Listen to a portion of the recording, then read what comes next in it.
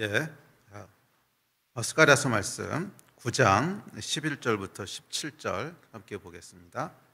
스가랴 9장 11절부터 17절입니다.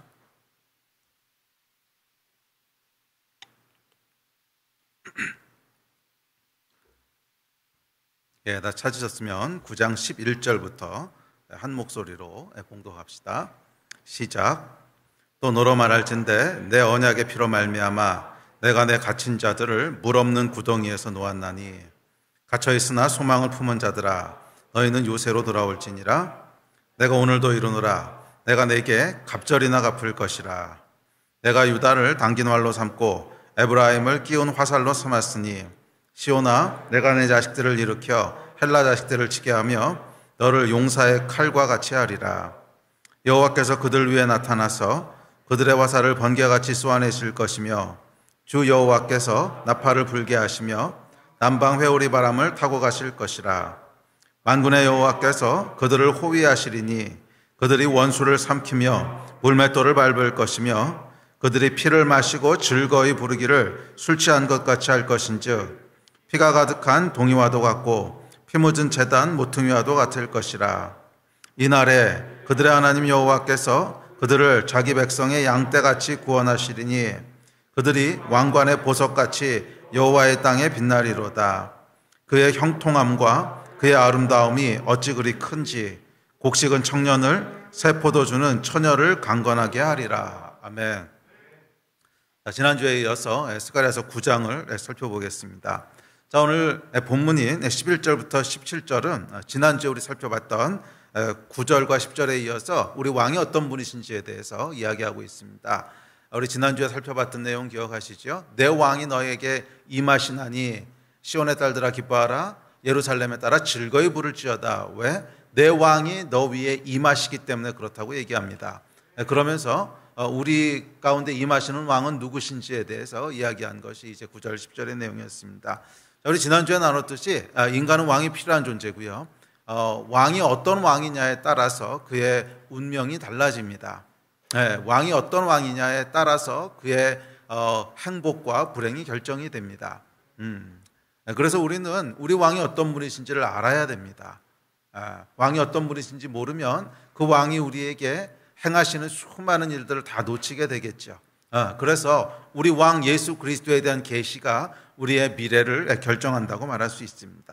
자, 오늘 이어지는 이 본문 11절부터 17절도 계속 지난주에 이어서 우리 왕이 어떤 분이시고 시온에 임하시는 우리 왕이 어떤 존재인지를 계시하고 있습니다. 자, 그런데 이 계시가 이스라엘의 승리와 영광이라고 하는 컨텍스트 상에서 이루어집니다. 우리 왕이 어떤 분이신지를 얘기하는데 이스라엘의 승리와 영광이라는 컨텍스트 상에서 얘기합니다. 자, 스가랴 후반부인 9장은요, 그 주변의 국가들이 무너지고 멸망하는 그런 환난에 대한 계시로 시작합니다. 그렇죠? 시리아와 레바논과 또 블레셋에 있는 많은 도시 국가들이 무너지고 멸망하는 그런 환난과 멸망에 대한 계시로 시작합니다. 그리고 이스라엘 역시 그 환난의 한가운데 있게 될 것인데 그렇다면 이 환난 속에서 하나님의 백성은 이스라엘은 어떻게 될 것인가 하는 이런 컨텍스트 상에서 시온에 임하시는 이스라엘의 왕이 어떤 분이신지를 계시한다는 거예요. 그러니까 환난이 막 벌어지고 있고 주변 국가들은 다 무너지고 망하고 하는 이런 환난의 한가운데 서 있는 하나님의 백성이 있는데 이 하나님의 백성 가운데 임하시는 왕에 대한 이야기, 그리고 그 왕이 이 환난 한가운데 있는 백성 가운데 임하셨을 때 어떤 일이 벌어지는가에 대한 계시로 왕에 대한 계시를 드러내고 있습니다. 자, 그런데 이 스가랴서의 구조에 대한 말씀을 드릴 때 9장부터 이제 14장까지 마지막까지가 후반부라고 말씀드렸는데 이 후반부는 다시 둘로 나눠져서 9, 10, 11장은 초림하신 메시아에 대한 계시고 12, 13, 14장은 재림하실 메시아에 대한 계시라고 했죠. 자, 그런데 이 초림하신 메시아에 대한 계시가 환난과 멸망이라고 하는 컨텍스트 상에서 계시된다고 하는 것은 우리에게 중요한 의미가 있습니다. 자, 하나님을 떠나서 살아가는 모든 백성들, 그래서 초림하신 메시아가 계시되고 초림하신 메시아가 역사하시는 기간, 그때를 우리가 마지막 때라고 부르는데 이 마지막 때는 초림부터 재림까지 우리가 살아가는 이 시대라고 했죠. 자, 그래서 우리가 살아가는 이 시대는 어떤 시대냐면 하나님을 떠난 인간의 죄악으로 인하여 사실은 환난과 고통과 그런 파괴가 난무하는 그런 시대라는 거예요. 그래서 우리도 살아가다 보면 의도치 않은 재난을 만나기도 하고 또 어려운 환난 가운데 처하기도 하고 그런 삶을 살게 되죠. 자, 이것이 우리가 살아가고 있는 삶의 배경이고 컨텍스트라는 거예요. 그리고 초림하신 예수님께서는 어디에 나타나시고 역사하셨냐면 이런 파멸과 환난과 고통이 난무하는 마지막 때, 초림과 재림 사이를 살아가는 마지막 때 하나님 백성이라고 하는 것을 컨텍스트로 해서 역사하시고 그 안에서 계시하신다는 거예요. 이 얘기를 다시 좀 더 풀어서 얘기하면 결국 이 시대적으로도 그렇고 개인적으로도 그렇고 예수 그리스도가 누구신가 하는 것이 드러나게 되고 또 우리가 그것을 깨닫게 되고 경험하는 것은 언제라는 거예요? 환난과 고통 가운데서라는 거예요. 환난과 고통이라고 하는 그 배경 위에서, 그 컨텍스트 위에서 비로소 우리 왕 예수 그리스도가 이런 분이시구나 하는 것을 알게 되고, 그걸 이제 계시라고 부르는 거죠. 알게 되고 경험하게 되는 그런 거라는 거예요. 자, 우리 하나님은 이런 분이십니다.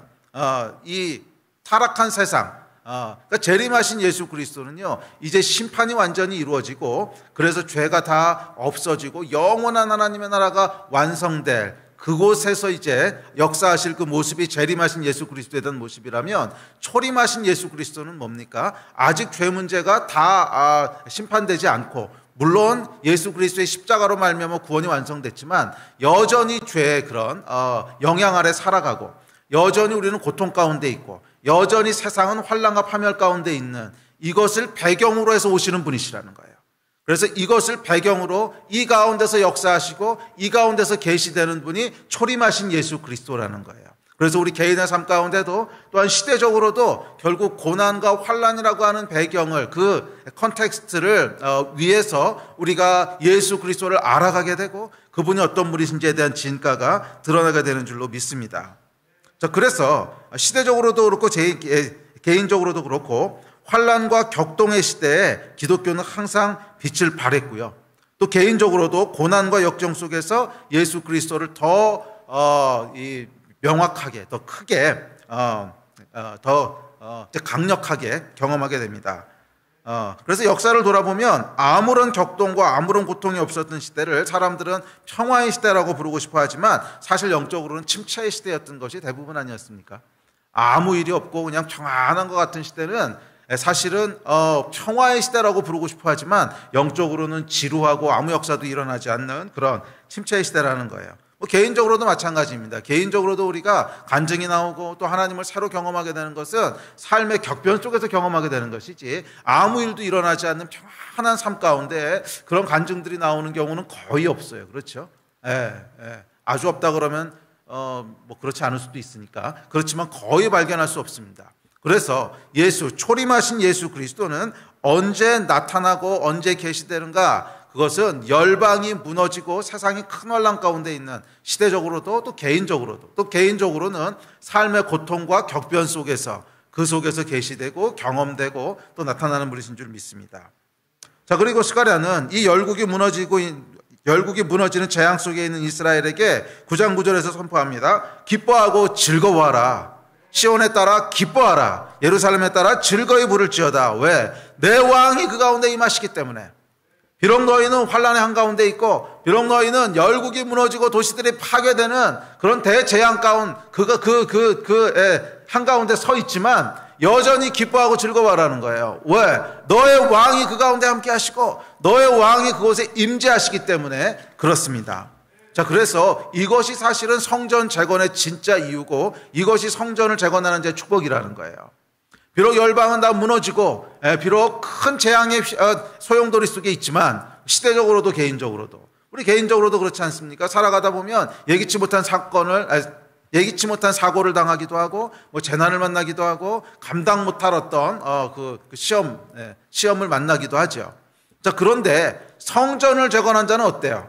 그 가운데 성전을 재건한 자는, 그 마음에 하나님이 거하실 수 있는 성전을 재건한 자는 그 한가운데서도 기뻐하고 즐거워하라는 거예요.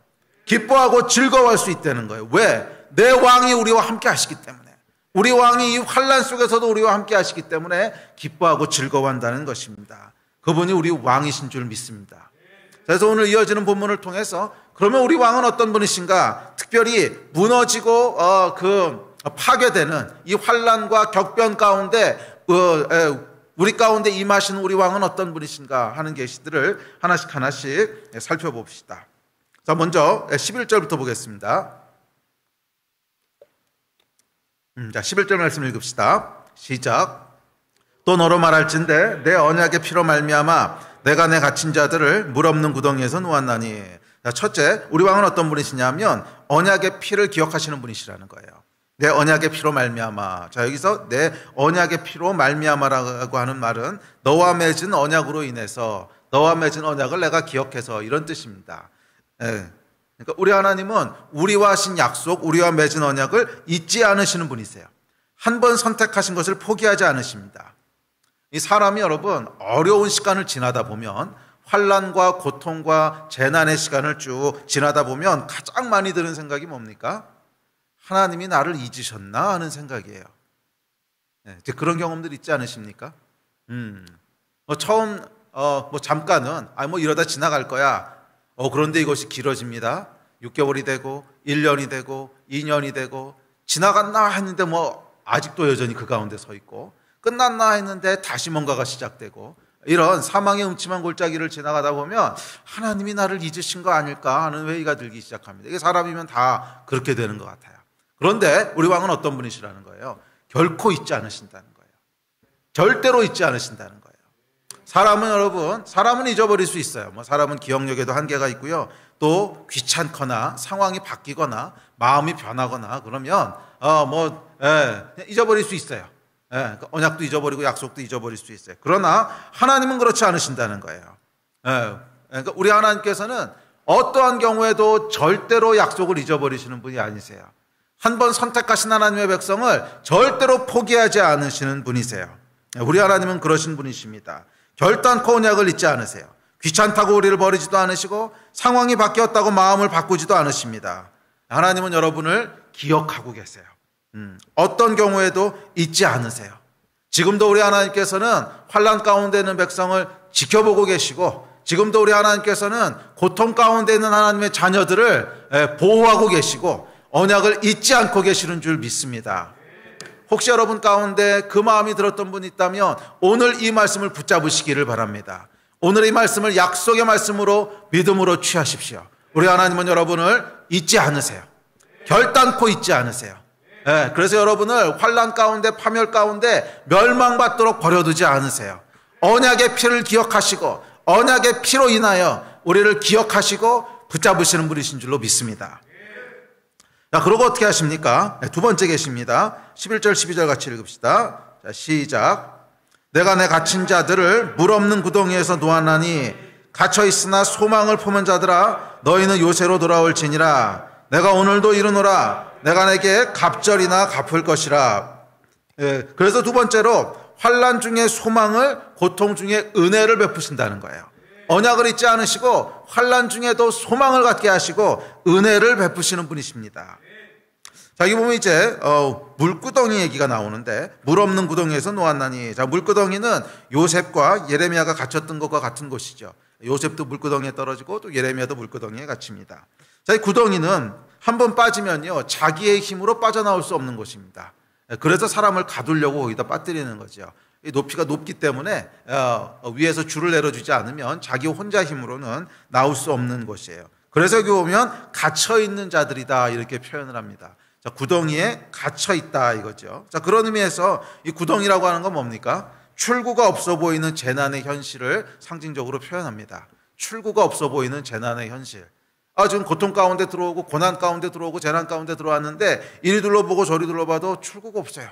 이리 둘러봐도 막혔고 뒤돌아봐도 막혔고 위로 올라오면 높이가 한참이고 도무지 방법이 없습니다. 이것을 상징하는 것이 구덩이입니다. 자, 구덩이 안에 갇히게 되면 절망하게 되고 좌절하게 되고 결국 분노하게 됩니다. 자, 그런데 오늘 본문은 뭐라고 말씀하시냐면, 그런데 정신을 차리고 돌아보니까 물구덩이인데 물이 없네. 물구덩이인데 물이 없네. 물이 없었으니까 살았죠. 물이 있었으면 여러분 생명을 부지할 수 없었습니다. 요셉도 예레미야도 구덩이에 떨어지는, 정말 내 생각에는 어떻게 인생이 이렇게 꼬일 수 있을까? 갇혀 있다는 절망과 분노 가운데 있지만 사실은 그 절망과 분노를 조금 가라앉히고 주위를 둘러보면 물이 없네 하는 것을 보게 된다는 거예요. 물이 없네. 물구덩이는 여러분 당연히 물을 저장해 놓는 곳입니다. 당연히 물이 있어야 됩니다. 그런데 물이 없었기에 망정이지, 만약 물이 있었다면 요셉도 예레미야도 또 우리도 누구도 그 가운데 살 수 없었어요. 자, 그렇다면 누가 물을 말리셨을까요? 하나님이시죠. 물론 건기에는 그곳에 물이 없습니다. 그렇지만 건기에 물이 없는 그때 구덩이에 빠지게 하시도록 보호하시는 분은 누구예요? 하나님이시라는 거예요. 그래서 하나님께서는 환난 중에도 살 길을 내시는 분이시라는 거예요. 심판 중에도 은혜를 베푸시는 분이시라는 거예요. 지난 금요일날 우리가 마태복음에서 환난을 감하신다고 말씀하셨는데, 환난을 감하시는 분이세요. 그래서 하나님께서는 당신 백성을 갇혀 있으나 소망을 품은 자들이라고 표현하십니다. 갇혀 있으나 소망을 품은 자들이라고 부르십니다. 출구가 없어 보이는 위기 속에 갇혀 있지만 여전히 소망을 품고 있다는 거예요. 이것이 우리 모든 하나님의 백성의 정체성인 줄 믿습니다. 저와 여러분은 어떤 존재냐면 갇혀 있지만 여전히 소망을 품은 존재라는 거예요. 물구덩이에 떨어졌지만 물이 없는 그 은혜를 경험하는 존재라는 거예요. 아멘. 갇혀 있게 되는 이유는 타락한 세상에 살기 때문에 우리는 어쩔 수 없이 갇혀 있습니다. 타락한 세상에서 죄가 주는 영향력 가운데 있고 죄로 말미암은 파괴와 재난 가운데 살아가야 돼요. 그래서 갇혀있는 존재지만 그 가운데서도 하나님은 여전히 은혜를 잊지 않으시고 여전히 당신 백성을 기억하시고 물구덩이에 빠졌을 때조차도 물이 없도록 배려하시는 그런 분이시라는 거예요. 할렐루야. 그래서 우리는 갇혀있지만 소망을 품은 자들인 줄로 믿습니다. 아멘. 그럼 여러분은 환난이 닥쳐왔을 때 무엇을 보십니까? 구덩이에 빠져있는, 갇혀있는 상황입니까? 아니면 그 물구덩이에 물이 없는 하나님의 은혜입니까? 고난 가운데 여러분은 무엇을 보십니까? 출구가 없는 절망적인 현실입니까? 아니면 하나님이 건지실 소망의 미래입니까? 절망의 현실이 아니라 소망의 미래를 보시기를 주의 이름으로 축복합니다. 자, 그렇다면 누가 이 소망의 미래를 보게 될까요? 하나님에 대한, 예수 그리스도에 대한 계시가 있는 자가 보게 돼요. 그래서 우리 왕이 어떤 분이신지를 아는 것은 참 중요합니다. 비록 우리가 구원받은 그리스도인이라고 할지라도 우리 왕이 어떤 분이신지를 잘 알지 못하는 자, 왕에 대한 계시가 없는 자는요, 결국 구덩이에 빠지게 되면 구덩이를 보게 되지 물이 없는 것을 보게 되지 않아요. 절망스러운 현실 속에 들어가게 되면 그 현실을 바라보게 되지 우리를 구원하실 소망의 미래를 바라보게 되지 않아요. 왕에 대한 계시가 있는 자, 우리 왕은 약속을 잊지 않는 분이시고 재난 가운데서도 은혜를 잊지 않는 분이시고 절망 가운데도 소망의 미래를 준비하는 분이셔. 이 왕에 대한 계시가 있는 자만이 물구덩이에 빠졌을 때 구덩이라고 하는 절망을 보는 것이 아니라 물이 없는 은혜를 보게 되는 줄로 믿습니다. 왕에 대한 믿음과 계시가 있게 되기를 주의 이름으로 축복합니다. 자, 그래서 우리가 이 절망스러운 현실에서 눈을 돌려서 하나님이 어떤 분이신지를 바라보게 되는 순간, 절망스러운 현실에서, 출구가 없는 구덩이에서 눈을 돌려서, 우리의 육신은요 당연히 그 현실에 눈이 가게 합니다.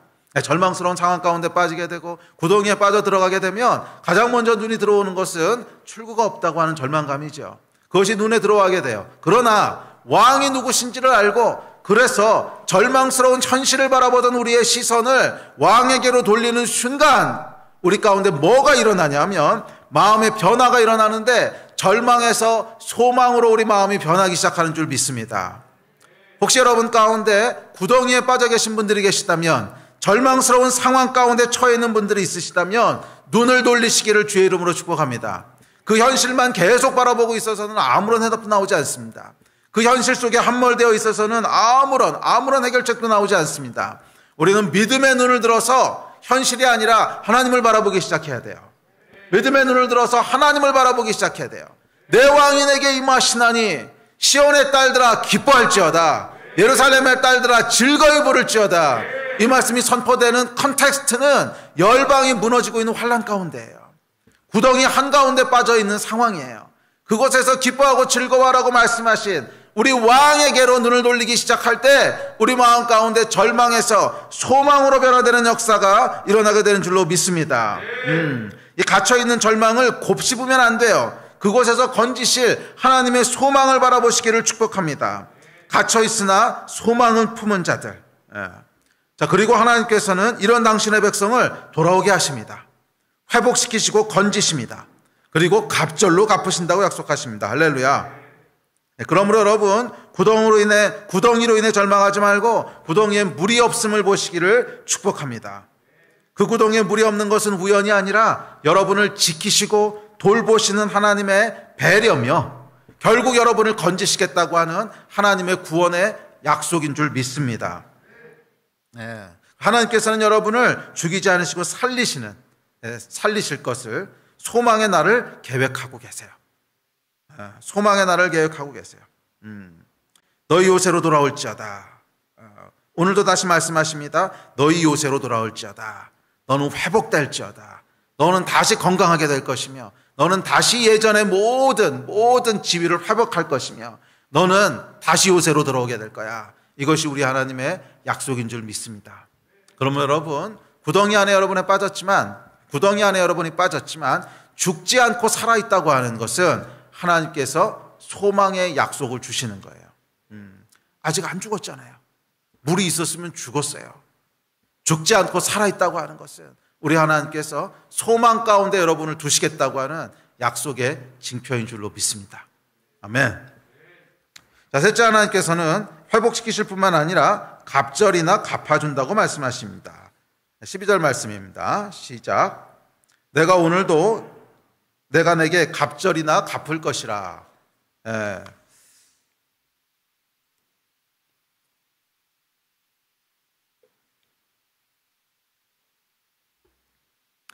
때론 우리가 환난을 통과할 때가 있습니다.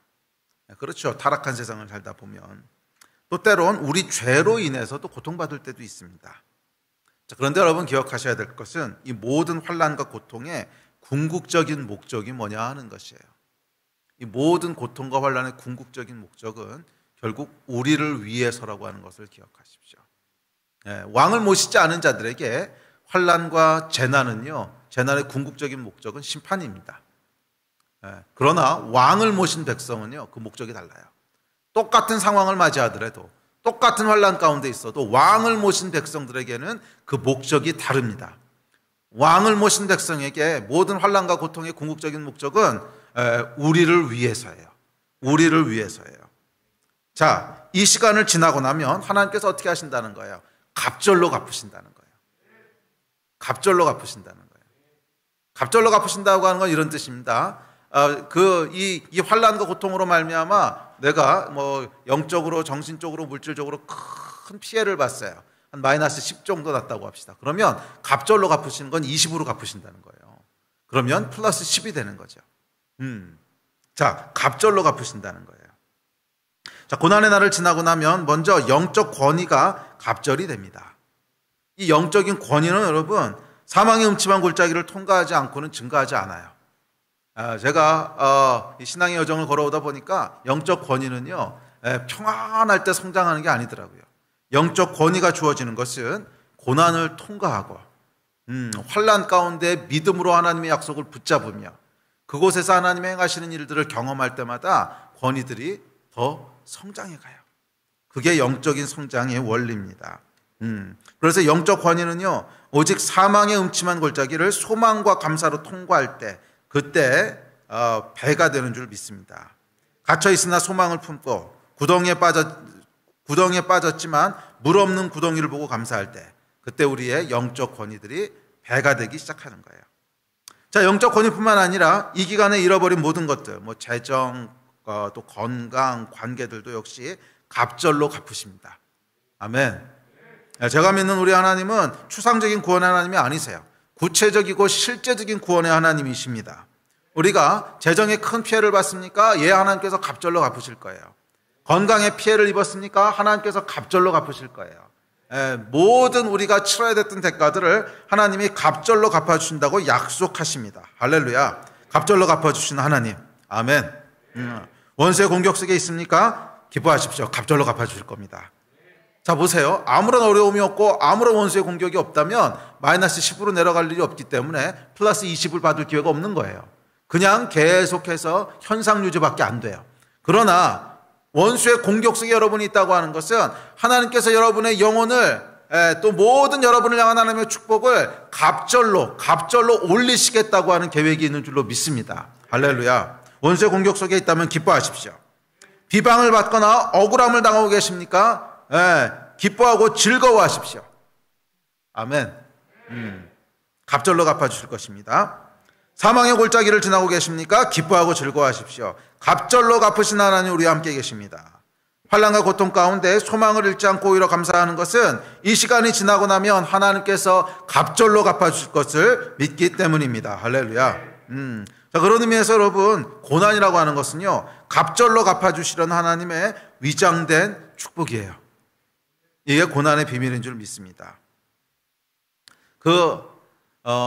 코로나로 인해서 이 땅의 교회들이 참 어려움이 많습니다. 그렇죠? 오늘만 하더라도 다 지금 비대면 예배로 모이지 못하고 이제 그렇게 예배를 드리고 있습니다.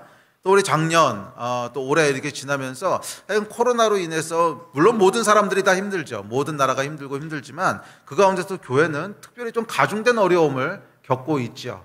왜냐하면 교회 속성상 이제 모여야 되는 곳인데 모이지 못하는 것에 의한 어려움도 있고 또 좀 오해나 뭐 잘못된 불필요한 그런 인식으로 말미암아 교회가 코로나로 말미암아 하여간 많은 부담들과 어려움들을 겪고 있습니다. 근데 처음에는 이렇게 어려움을 겪을 때요, 제 안에 올라오는 것이 분노더라고요. 오해받고 있다는 분노, 억울하다는 분노, 그런 분노들이 올라오고 절망도 되고 어떨 때는 야, 이러다가 교회가 다 끝나는 거 아닌가. 그러다가 어느 순간에 하나님께서 제 마음을 바꿔주셨는데 이게 뭐냐면, 그렇지, 하나님은 손해보는 분이 아니시지, 갑절로 갚아주는 분이시지. 할렐루야. 그래서 무슨 생각이 들었냐면, 우리가 마이너스로 내려가면 내려갈수록 나중에 더블로 받겠구나. 고통을 받으면 받는 만큼 나중에 영광을 받겠구나. 그 마음을, 그 사실을 깨닫고 나니까 마음이 평안해지더라고요. 그래서 마치 어떤 느낌이냐면, 지금 받고 있는 모든 그런 프레셔들과 부담들이 마치 활수위를 당기는 것 같아요. 많이 당기면 많이 당긴 만큼, 와, 이렇게 당겨져서 어떡하지? 그렇지만 놨을 때는 훨씬 멀리 날아가게 되듯이, 그렇게 하나님께서 갑절로 갚아주시는 은혜가 있을 줄 믿습니다. 이 갑절로 갚아주시는 은혜를 믿으시고 주 앞에서 기뻐하고 즐거워하시는, 슬픔과 고통을 오히려 기쁨과 즐거움으로 바꾸실 분을 기대하시고 믿음으로 취하십시오. 아멘. 자, 넷째 하나님은 환난과 고난 가운데서 우리를 강하게 하시고 승리하게 하시는 분이십니다. 자, 13절부터 15절 같이 읽읍시다. 자, 시작. 내가 유다를 당긴 활로 삼고 에브라임을 끼운 화살로 삼았으니, 시온아, 내가 내 자식들을 일으켜 헬라 자식들을 치게 하며 너를 용사의 칼과 같게 하리라. 여호와께서 그들 위에 나타나서 그들의 화살을 번개같이 쏘아내실 것이며, 주 여호와께서 나팔을 불게 하시며 남방 회오리 바람을 타고 가실 것이라. 만군의 여호와께서 그들을 호위하시리니 그들이 원수를 삼키며 불맷돌을 밟을 것이며, 그들이 피를 마시고 즐거이 부르기를 술 취한 것 같이 할 것인즉, 피가 가득한 동이와도 같고 피 묻은 제단 모퉁이와도 같을 것이라. 아멘. 우리 하나님은 강하신 분이십니다. 그렇죠? 강한 용사세요. 그런데 하나님은 당신만 강하실 뿐만이 아니라 당신 백성을 강하게 만드시는 분이세요. 당신 백성을 강하게 하시는 분이신 줄 믿습니다. 전쟁에서 승리하게 하시고 원수를 무찌를 힘을 주시는 분이세요. 그러므로 여러분, 이 고난과 고통 가운데 우리 하나님은 우리를 강하게 하셔서 이기게 하시고 승리하게 하시는 줄 믿습니다. 단순히 우리를 보호하게 하시고 구덩이에서 물이 없도록 은혜를 베푸시는 분이 아니라 결국 우리를 강하게 하셔서 이 고난을 이기게 하시고 이 전쟁에서 승리하게 하시고 원수를 무찌르게 하시고, 그렇게 하시는 분이시라는 거예요. 주께서 저와 여러분을 강하게 하는 분이신 줄로 믿습니다. 우리를 이기게 하는 분이신 줄로 믿습니다. 그러면 여러분, 이 환난 가운데 구덩이 속에서 절망하지 마십시오. 결국 이기는 자는 여러분이에요. 결국 원수가 이기는 것이 아니라 여러분이 이길 거예요. 결국 원수가 이기는 것이 아니라 여러분이 이길 거예요. 결국 질병이 이기는 게 아니라 여러분이 이길 거예요. 결국 세상이 이기는 게 아니라 여러분이 이길 거예요. 우리 하나님은 여러분을 강하게 하시고 이기게 하시는 분이신 줄로 믿습니다. 유다를 당긴 활로 삼으시고 에브라임을 끼운 화살로 삼으시는 분이신 줄 믿습니다. 용사의 큰 칼로 만드시는 분이신 줄로 믿습니다.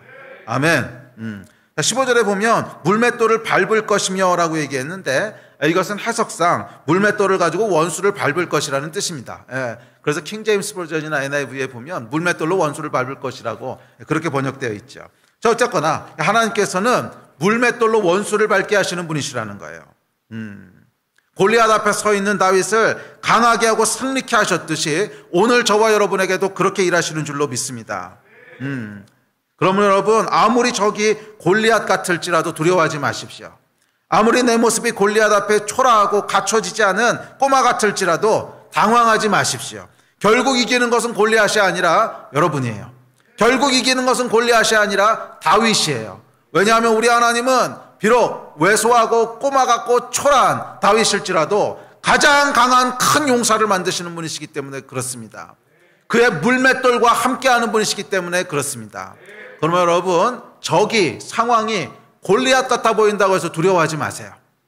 비록 내 모습이 꼬마 같고 소년 같고 아무것도 준비되지 않은 것 같고 당황스러운 모습으로 전쟁터에 나온 그런 모습 같아 보일지라도 당황하지 마십시오. 이기는 것은 여러분이에요. 내 손에 칼이 없다고 당황하지 마십시오. 전쟁인데 아무런 무기도 안 가지고 왔네. 당황하지 마십시오. 우리 하나님께서는 여러분 손에 있는 물맷돌을 사용하셔서 여러분을 이기게 하시는 분이세요. 생각지도 못했던 무기를 사용하셔서, 생각지도 못한 것을 무기로 사용하셔서 큰 거인 골리앗을 무너뜨리시는 분이 우리 하나님이세요. 그러면 여러분, 두려워하거나 당황하지 마세요. 이기는 건 여러분이에요. 결국 이기는 건 여러분이에요. 병마가 여러분을 이기는 것이 아니라 여러분이 병마를 이기게 될 것입니다. 재난이 여러분을 무너뜨리는 것이 아니라 여러분이 재난을 극복하게 될 것입니다. 세상이 여러분을 이기는 것이 아니라 여러분이 세상을 구원하게 될 것입니다. 이기는 자는 저와 여러분이에요. 이기는 자는 하나님의 백성들이에요. 우리 하나님께서는 당신 백성을 강하게 하시고 이기게 하시는 분이신 줄로 믿습니다. 골리앗을 쓰러뜨린 다윗처럼 하나님께서 우리의 물맷돌을 다루실 것입니다. 우리 하나님께서 환난 중에 우리를 강하게 하시고 고난 중에 우리를 승리하게 하세요. 그러므로 여러분, 당황하지 마시고 두려워하지 마십시오. 여러분 손에 있는 물맷돌, 아니 무엇이라도 우리 하나님께서 들어 쓰시고자 하면 골리앗을 쓰러뜨리는 강력한 다윗의 무기가 되는 거예요. 이 일을 행하시는 분이 하나님이세요. 그러면 여러분, 하나님에 대한 계시가 있는 자는 결국 승리에 대한 확신을 가지게 돼요. 하나님에 대한 계시가 있는 자는 결국 내가 이길 거라고 하는 믿음을 가지게 돼요. 어떠한 환난과 어떠한 역경 속에서도 원수가 나를 이기지 못해. 이 상황이 나를 집어삼키지 못해. 내가 원수를 집어삼키게 될 거야. 내가 상황을 이기게 될 거야 하는 평안과 믿음 가운데 걸어가게 되는 줄 믿습니다. 오늘 이 하나님의 평강이 여러분 가운데 임하시게 되기를 주의 이름으로 축복합니다.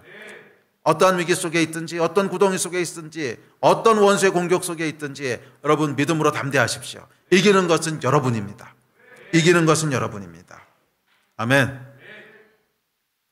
자, 다음 5번째입니다. 16절입니다. 시작. 그들의 하나님 여호와께서 그들을 자기 백성의 양떼같이 구원하시리니 그들이 왕관의 보석같이 여호와의 땅에 빛나리로다. 아멘. 자, 우리 하나님께서 이날에 우리를 어떻게 하시냐면 왕관의 보석처럼 빛나게 하신대요. 자, 우리 하나님 어떤 분이시냐면 당신 백성을 소중히 여기시고 빛나게 하시는 분이십니다. 자, 이날에라고 시작되는데 이날은요, 우리 왕이 우리에게 임하시는 날을 얘기합니다. 우리 왕이 우리에게 임하시는 날이며, 그래서 우리를 열국이 무너지는 환난 속에서 구원하시는 날입니다. 자, 이날에 하나님께서, 여호와 하나님께서 당신 백성을 양떼처럼 구원하시고 왕관의 보석같이 빛나게 하신대요. 그러면 여러분, 환난과 고난의 시간은 우리를 무너뜨리는 저주가 아니라 우리를 오히려 빛나는 보석이 되게 해주는 축복이 될 겁니다. 아멘. 환난 속에서도 무너지지 않는 존재, 갇혔으나 오히려 소망을 붙잡으며 갑절이나 회복되는 존재, 구덩이에 물이 없음으로 감사하는 존재. 당연히 여러분, 세상에서는 찾아볼 수 없는 왕관의 보석 같은 존재들 아닙니까? 세상에서는 상상할 수 없는 그런 인생을 살아가는 존재, 그게 하나님의 백성들이에요. 그래서 세상에서 단연 빛나고 돋보이는 존재, 그런 존재로 하나님께서 당신 백성을 만드십니다. 아멘. 실제로 저는 환난 속에서 우리 하나님의 백성들이 보석같이 영롱하게 빛나는 것들을 많이 봤어요. 보석같이 영롱하게 빛나는 것들을 참 많이 봤어요. 보통 대부분의 사람이라면 두려움에 함몰되어 버릴 것 같은 상황 속에서도 여전히 기쁨을 유지하고, 또 불치병이라고 하는 판정 속에서도 전혀 염려하지 않고 오히려 다른 사람의 건강을 걱정하는, 정말 재난과 환난 한복판에서 자기의 안위를 돌보지 않고 이웃들을 섬기고 사랑하는 것을 통해서 세상 사람들, 아니 어떻게 저게 가능하지? 아니 어떻게 저렇게 살아갈 수 있지? 영롱한 보석처럼 빛났던 수많은 하나님의 백성들이 있지 않습니까? 세상에서는 상상할 수도 없고 세상에서는 볼 수도 없는 정말 영롱한 보석처럼 빛나는, 근데 여러분, 이 영롱한 보석처럼 빛나는 일들이 어디서 나타나게 되는지 아십니까? 그 컨텍스트는요, 환난과 고난 속에서예요. 환난과 고난이 없는데 영롱한 보석처럼 빛나지는 않아요. 그냥 평안한 시기 가운데는 어느 게 보석이고 어느 게 돌멩이인지 구분이 안 가는 거예요. 돌멩이든 보석이든 다 그게 그것처럼 보여요. 그런데 환난과 재난과 고통이라고 하는 그 배경이 깔리고 나면 그 위에서 이제 비로소 드러나기 시작합니다. 뭐가 돌멩이고 뭐가 보석인지. 그래서 여러분, 주의 백성들은 어떤 존재냐면 환난과 고통과 재난 속에서 영롱한 보석처럼 드러나는 존재예요. 아멘. 그리고 우리 하나님께서는 당신 백성이 이렇게 영롱하게 빛나는 것을 기뻐하세요. 그런 존재인 것을 즐거워하세요. 기억하십시오, 여러분. 아무런 컨텍스트가 없고 아무런 배경이 없다면 우리는 돌멩인지 보석인지 구분할 수 없어요. 그러나 주의 백성들이 정말 빛나게 되는 순간은, 주의 백성들이 정말 보석처럼 드러나게 되는 순간은 고난과 환난에 처했을 때예요. 그 얘기를 바꿔 말하면 내가 크리스찬이라고 하는 것을 진짜로 보게 되고 내가 크리스찬이라고 하는 것을 진짜로 증명하게 되는 순간은 고난과 환난 앞에 섰을 때인 줄로 믿습니다. 이 배경이 없으면 전혀 드러나지 않아요. 그러나 정말 하나님의 백성, 그의 인생 가운데 왕이 함께 하시는 백성은 이 시간이 딱 오잖아요. 이 위에 딱 서게 되면 돌멩이와는 비교할 수 없는 전혀 다른 빛을 발하기 시작해요. 돌멩이에서는 찾아볼 수 없는 전혀 다른 영광을 발하기 시작해요. 그게 하나님의 백성의 아이덴티티예요. 저와 여러분은 영롱한 보석처럼 빛나는 존재입니다. 그리고 환난과 고난이라고 하는 이 어둠 속에서 결국 그 빛이 바래지게 될 거예요. 아멘. 자, 마지막 여섯 번째 17절입니다. 17절 같이 있습니다. 시작.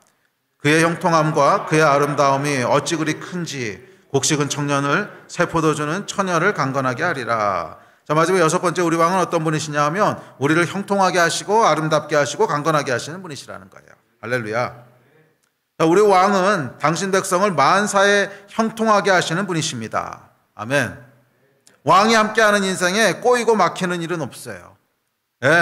우리 왕이 우리에게 임하실 때 우리 인생에 막히고 꼬이는 일은 없을 것입니다. 할렐루야. 만사 형통. 아멘.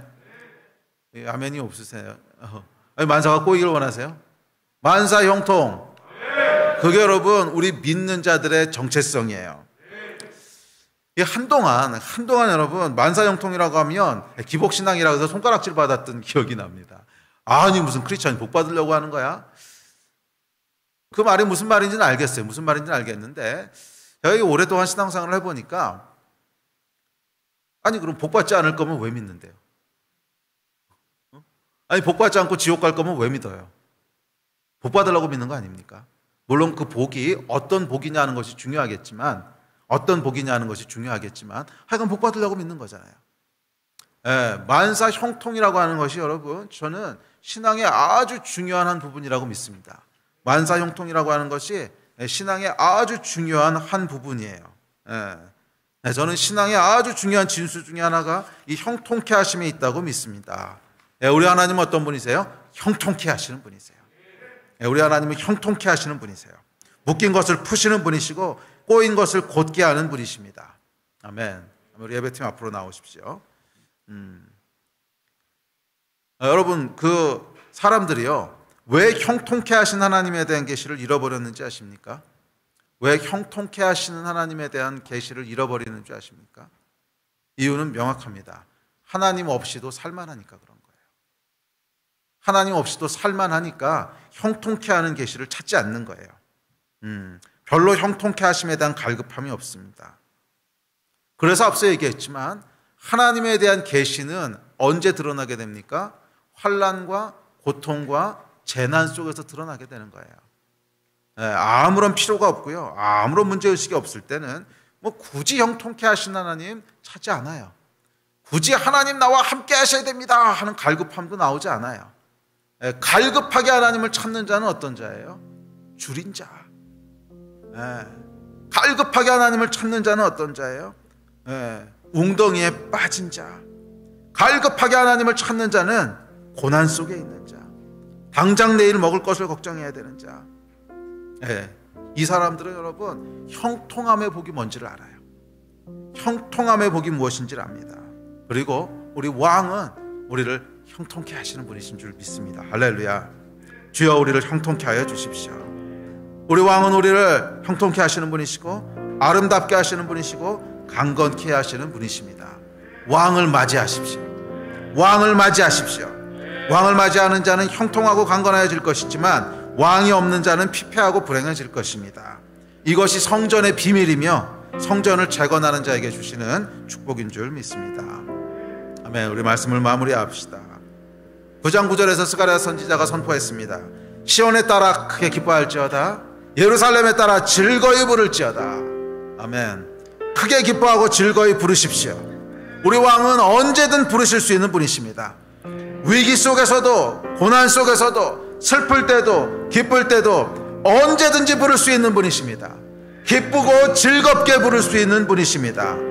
그럴 때 그가 오셔서 내 왕이 내게 임하시나니, 우리 왕이 우리에게 오셔서 우리 가운데 거하시며 구원하시며 강건케 하시며 이기게 하시며 보석같이 빛나게 하시며 형통케 하실 줄 믿습니다. 이것이 여러분 사망의 음침한 골짜기를 지나가는 열방이 무너지는 환난과 재앙 가운데 있는 하나님의 백성의 정체성인 줄 믿습니다. 우리는 무너지지만 무너지지 않는, 구덩이에 있지만 여전히 소망을 붙잡고 있는, 갇혔으나 소망을 품은 자들이며 왕의 백성이며 결국 이기는 자들이며 결국 형통케 되는 자들이며 결국 하나님의 영광의 보좌에서 영롱하게 빛나게 될 그런 자들인 줄 믿습니다. 이 놀라운 하나님의 약속을 취하시며 우리의 정체성을 살아가는 여러분들 되시기를 주의 이름으로 축복합니다. 아멘. 우리 자리에서 일어나셔서 우리 함께 좀 기도하고 예배합시다.